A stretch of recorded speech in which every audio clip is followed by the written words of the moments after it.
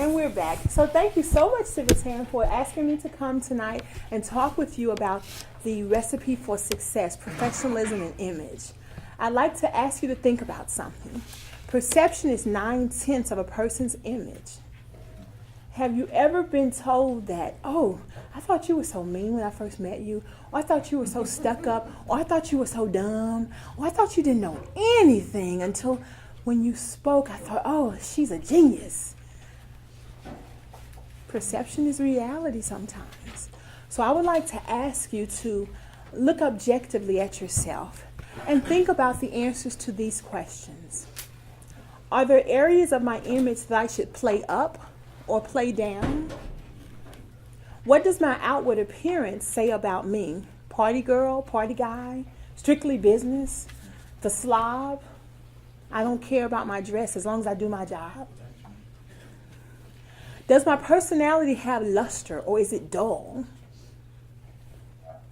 How do others perceive me? What comes to mind when I think about my total image? Beyond repair, needs major fixing, requires a tune-up, minor rebuilding. When I walk into a room, do people look at me twice, or do they glance quickly and then look away? Something to think about, huh? One of the reasons why most of you, when I saw you and when I walked in here, I said, hello, hi, how are you, what's your name? Because I know that I never will get a second chance to make a first impression. And when I enter a room, I'm supposed to always speak. I'm supposed to say, hi, how are you? Is that right? Some of my elders, is that right? Excellent.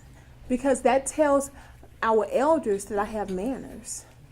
And that tells my young people, oh, she's so friendly. And that tells my middle-aged people, what's wrong with her? I've had a bad day today. But you want to hit all of those generations, because in the workplace, there are multi-generations. In your community and civic organizations, you have multiple generations.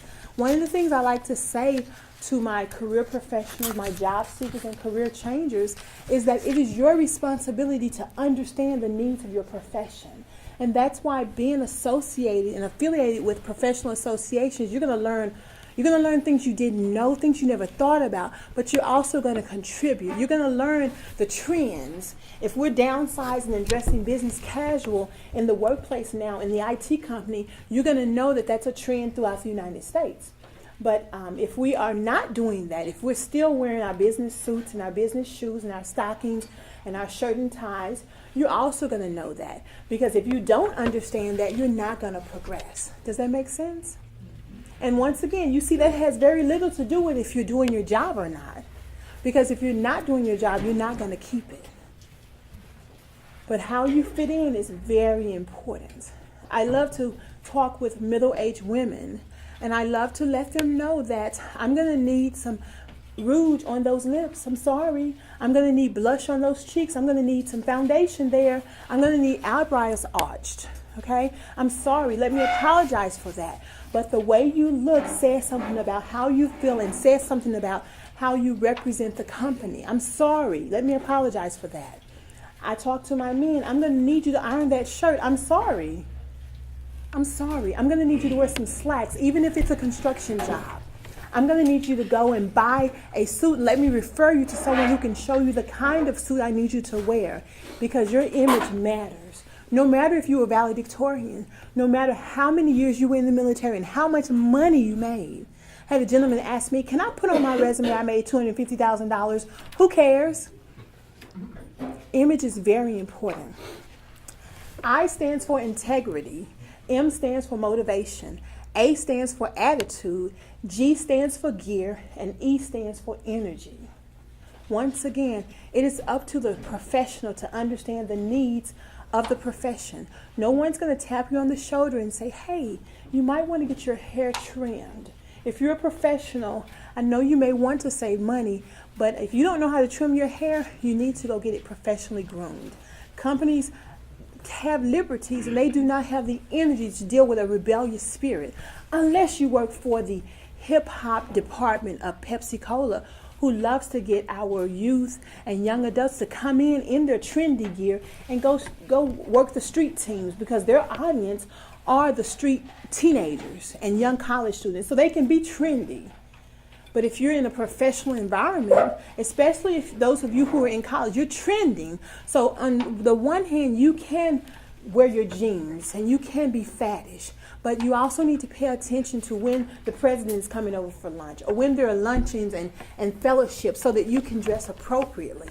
Because those people that you're interacting with, they're your first line of professional defense. And you want them to remember you. Did I not just give everybody in here a business card? Because I want you to remember me. When I was in college, I had networking business cards. And one of the things that was said to me when I got ready to job search is, you're the first student who ever gave me a business card. If you want to be remembered, do things that are memorable. Does that make sense? Excellent, excellent, excellent.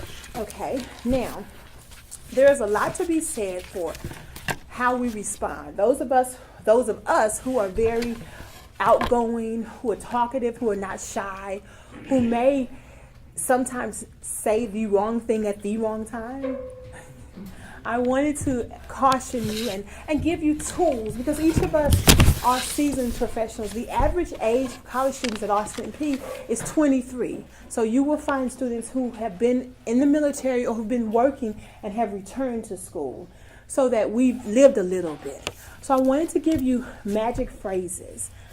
For every situation that you face, if someone says something to you, you can use one of 4 of these phrases to help you not to be too wordy, but also to be perceived in a more professional light. You ready for it? Excellent. Okay, I need 4 volunteers. I want you to ask me a question. I'm going to give 4 responses. So volunteer 1, ask me any question you want. How long have you been in your profession? That's interesting. Why would you ask that? Ask me another one. Any What's the best way for me to get a new job? That's interesting.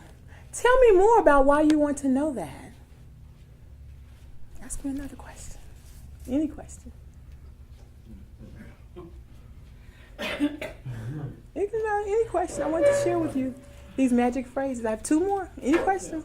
What do you think about personality? That's interesting. Why would you say that? One more question.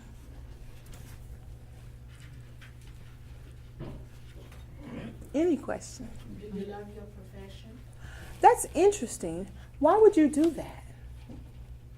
The point of these magic phrases is to let you know that when you're interacting with people, and they may say something that's wild or out there or inappropriate or appropriate, but when you phrase the next thing that comes out of your mouth as in this way, in one of these ways, tell me more about that.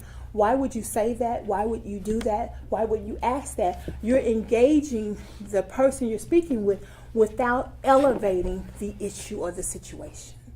Does that make sense?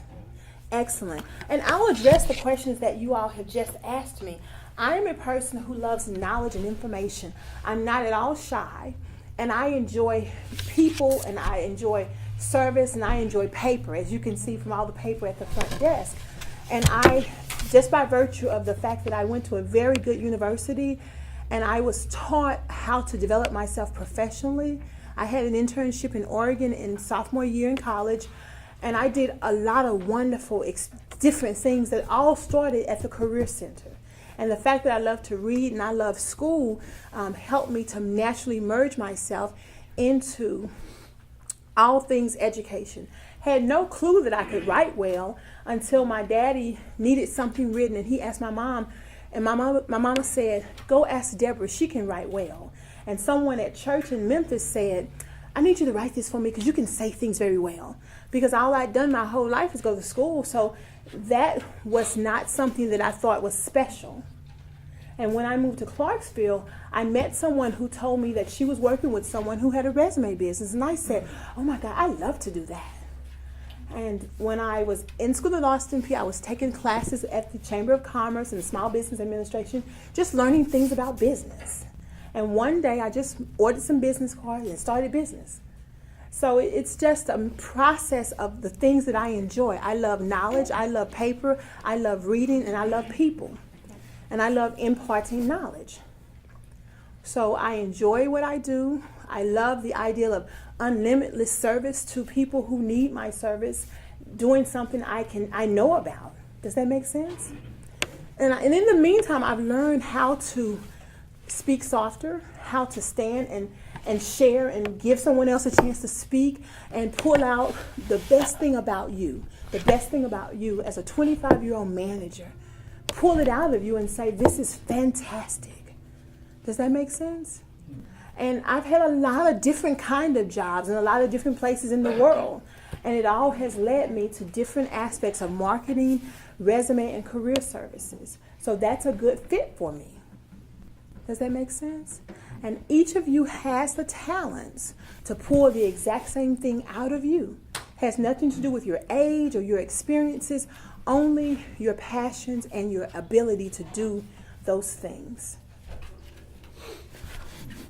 So, I hope that I have imparted some knowledge. I would love for you to share with me how you have developed your professional self and also how you have developed your image, or maybe some areas that you want to improve in. I want to share some different papers with you that I hope will help you in your professional endeavor. And if you need me, you can always find me on Twitter, on Facebook, on LinkedIn, or through my website at Let Me Write It For You. Just Google my name. I write for 5 different blogs, so if you Google my name, they're going to pop up.